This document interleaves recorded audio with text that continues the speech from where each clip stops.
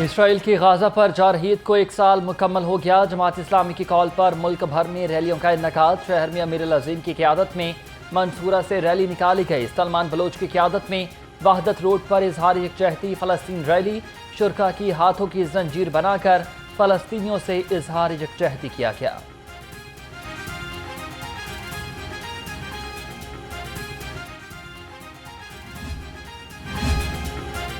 نہتے فلسطینیوں سے اظہار یکجہتی کا دن۔ پنجاب یونیورسٹی میں اسلامی جمعیت طلبہ لاہور کی جانب سے غازہ ملین مارچ کا اہتمام ہوا۔ ہزاروں طلبہ کی شرکت۔ قیادت ناظم لاہور حافظ ساجد محمود نے کی۔ طلبہ کا کہنا ہے کہ جب تک ہم زندہ ہیں فلسطین اور کشمیر کی آزادی کے لیے جدوجہد جاری رہے گی۔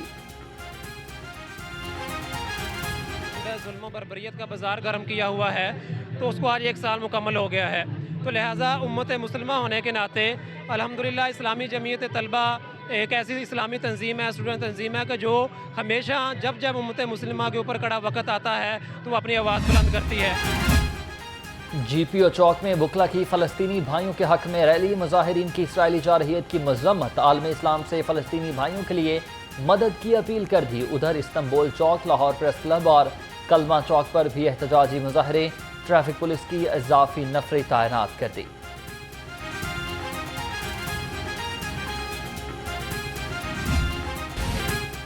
مظلوم فلسطینی عوام کی حالت زار پر دنیا کی خاموشی علمیہ ہے۔ وزیر اعلیٰ پنجاب مریم نواز کا یوم یکجہتی فلسطین پر پیغام۔ کہا فلسطینی اپنے بنیادی حقوق اور اپنی زمین کے تحفظ کے لیے لڑ رہے ہیں۔ وزیر اعظم نے فلسطین اور کشمیر کے مسئلے کے حل کا روڈ میپ جاندار انداز میں پیش کیا۔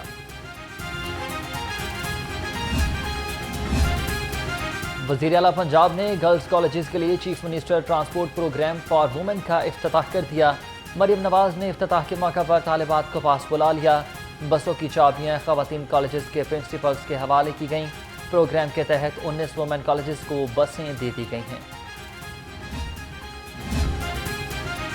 وزیر اعلیٰ علی امین گنڈاپور کو لاپتہ کرنے کا ڈرامہ رچایا گیا۔ پی ٹی آئی ملک میں حملہ کر کے بنگلہ دیش ماڈل دہرانا چاہتی ہے۔ وزیر اطلاعات عظمی بخاری کی گھن گھرج۔ کہا کے پی کے وسائل حملے کے لیے استعمال ہو رہے ہیں۔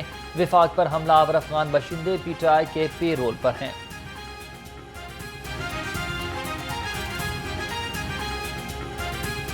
ان کی پوری لیڈرشپ جو پہلے دھمکیاں دے رہی تھی سمیت گنڈاپور کے، ہم چھوڑیں گے نہیں، ہم جو ہے وہ بیٹھ جائیں گے، ہم انقلاب لے آئیں گے، وہ سب پوری لیڈرشپ جو ہے وہ کل ورک فرام ہوم کر رہی تھی۔ اور وہ جو سیکٹری اطلاعات ہیں انہوں نے تو ماشاءاللہ کمال ہی کیا۔ وہ تو کسی باغ میں کھڑے تھے، اپنے باغ میں کھڑے ہو کے انہوں نے قوم سے خطاب کیا۔ پی ٹی آئی کا احتجاج اور دفعہ 144 کی خلاف ورزی۔ تحریک انصاف کے 700 نامعلوم افراد کے خلاف مقدمات درج ہوئے۔ علیمہ خان، عظمیٰ خان، علی امین گنڈاپور بھی ہائی پروفائل مقدمے میں نامزد ملزم قرار پائے۔ لاہور پولیس کا گرفتاری کے لیے کریک ڈاؤن کا فیصلہ۔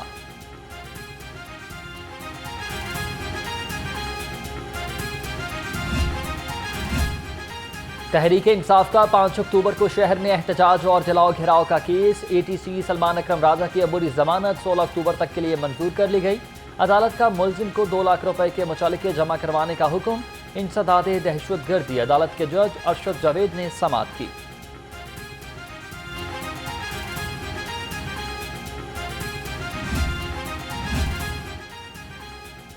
پانچ اکتوبر کو شہر میں مظاہروں اور ہنگامہ آرائی کا مقدمہ۔ ضلع کچہری نے پی ٹی آئی کے 17 افراد کو مقدمے سے ڈسچارج کر دیا۔ مسرت جمشید چیمہ اور رائے محمد علی سمیت رہنماؤں کی جسمانی ریمانڈ کی درخواست مسترد۔ جوڈیشل مجسٹریٹ نے تحریری فیصلہ جاری کیا۔ تھانہ شادمان جلاؤ گھیراؤ اور 9 مئی کے 4 مقدمات پر سماعت۔ اے ٹی سی ایڈمن جج کے تبادلے کے باعث جیل ٹرائل نہ ہو سکا۔ شاہ محمود قریشی، ختیجہ شاہ اور روبینہ جمیل سمیت ملزم حاضری کے لیے عدالت میں پیش ہوئے۔ کیس کی سماعت 21 اکتوبر کے لیے ملتوی کر دی۔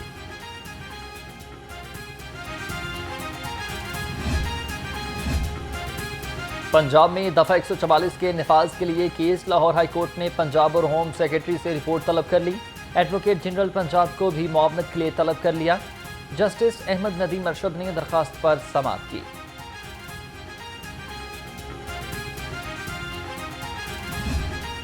بینائی سے محروم افراد کا مطالبات کے حق میں دھرنا 15ویں روز میں جاری۔ نابینا افراد 2 روز سے D T social welfare office میں سراپا احتجاج ہیں۔ مظاہرین نے کہا کہ 2 روز میں جواب کی یقین دہانی کرائی گئی تھی، اب تک جواب نہیں آیا، ہمیں روزگار فراہم کیا جائے۔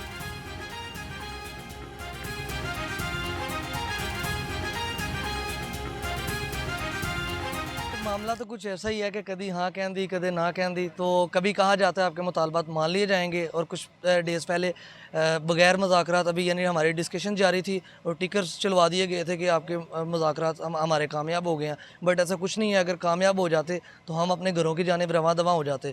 تو آج پھر ایک بار امید ہے کہ سہیل شوکت بٹ صاحب سے ہمارے مذاکرات ہوں گے۔ اگر مذاکرات کامیاب ہوئے تو ہم اپنے گھروں کی جانب چلے جائیں گے۔ بصارت سے محروم افراد کے احتجاج کو 15 روز گزر گئے۔ نابینا افراد نے مطالبات کی منظوری کے لیے لاہور ہائی کورٹ سے رجوع کر لیا۔ کہا نابینا افراد کو متعدد مرتبہ مذاکرات کے نام پر دھوکہ دیا گیا ہے، عدالت نابینا افراد کے قانونی مطالبات کو منظور کرے۔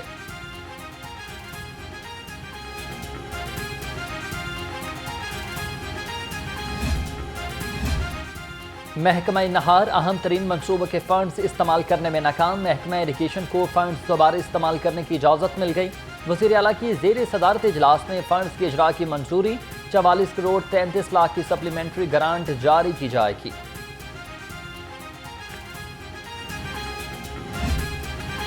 مہنگائی کی دہائی میں کمی نہ آئی، سبزیوں اور پھلوں کی قیمت میں ہوش روبہ اضافہ جاری۔ مٹر 300، شملہ مرچ 230، میتھی 200 اور کریلے 150 روپے کلو میں دستیاب۔ آڑو 300، ناشپاتی 320 اور آم 210 روپے کلو میں فروخت ہونے لگا۔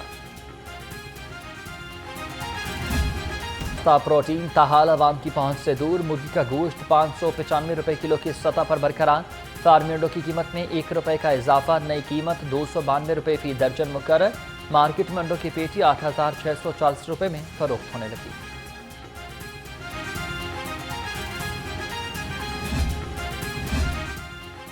جعلی دودھ کا دھندا کرنے والا مافیا گرفت میں آ گیا۔ فوڈ اتھارٹی کا جگنو سنگھ اور ارزانی پور گاؤں میں گرینڈ آپریشن، 3400 لیٹر تیالی دودھ بھی طلب کر دیا۔ مقدمہ درج ہوا، 2 سپلائر ٹینکر، 48 کلو گھی، 45 کلو پاؤڈر، مکسنگ مشینیں اور پمپ کو ضبط کر لیا۔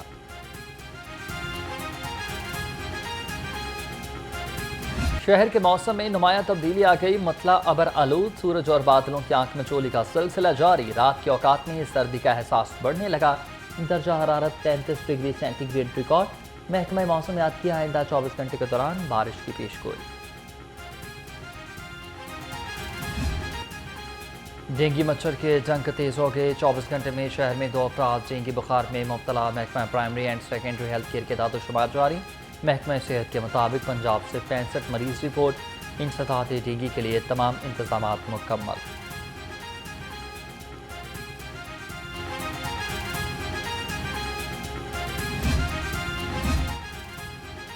اسموک کی روک تھام کے لیے لاہور پولیس بھی متحرک، اسموک کا سبب بننے والے عناصر کے خلاف کارروائیاں جاری۔ پولیس کے مطابق رواں سال 180 مقدمات درج ہوئے، 192 ملزم گرفتار۔ سی سی پی لاہور کی کارروائیاں مزید تیز کرنے کی ہدایت۔ وزیر بلدیات ذیشان رفیق کی زیر صدارت اجلاس ہوا۔ وزیر اعلیٰ کے ستھرا پنجاب پروگرام کا جائزہ لیا گیا۔ سی ای او LWMC بابر صاحبین کی شہر میں صفائی کے نئے ماڈل پر بریفنگ۔ صوبائی وزیر کی پورے لاہور کو نئے ماڈل کے دائرہ کار میں لانے کی ہدایت۔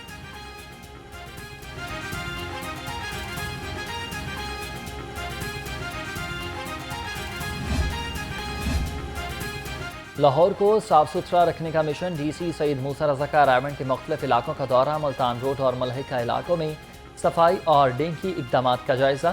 یو سی 119 میں ڈینگی ٹیموں کے کام کا بھی معائنہ۔ صفائی انتظامات کو عملی جامہ پہنانے کی ہدایت۔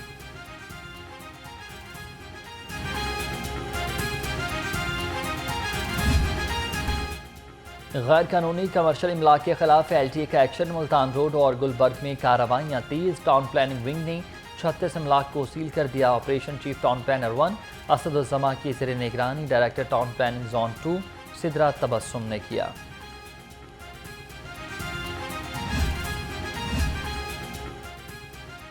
Commissioner social security Muhammad Ali field میں متحرک، ہسپتالوں، ڈسپنسریوں اور دفاتر میں عملے کی حاضری کی چیکنگ۔ لاہور جم خانہ ڈسپنسری میں عملہ کی غیر حاضری کا نوٹس لیا گیا۔ غیر حاضری پر ٹیکنیشین عبد القدیر اور چوکیدار غلام رسول معطل ہوئے، دفتر رپورٹ کرنے کی ہدایت۔ پنجاب پولیس میں منسٹریل کیڈر افسران کے تقرر و تبادلے۔ Muhammad Imtiaz assistant director PHP headquarters تعینات، محمد نصیب ناز کو assistant director special branch headquarters لگا دیا گیا۔ Iftikhar Ali assistant director CTD headquarter تعینات، نوٹیفیکیشن بھی جاری ہوا۔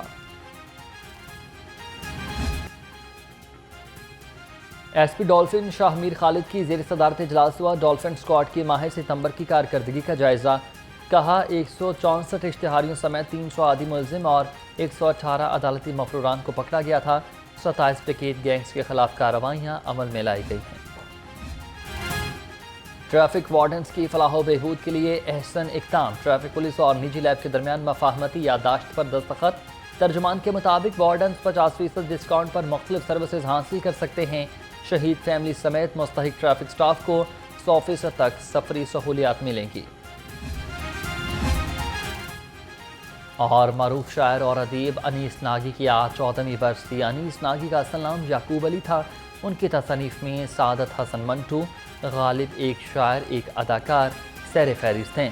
اداکاری اور ادیبات نے ناول کیمپ پرانا نہیں، وزیر اعظم ادبی ایوارڈ سے بھی نوازا گیا۔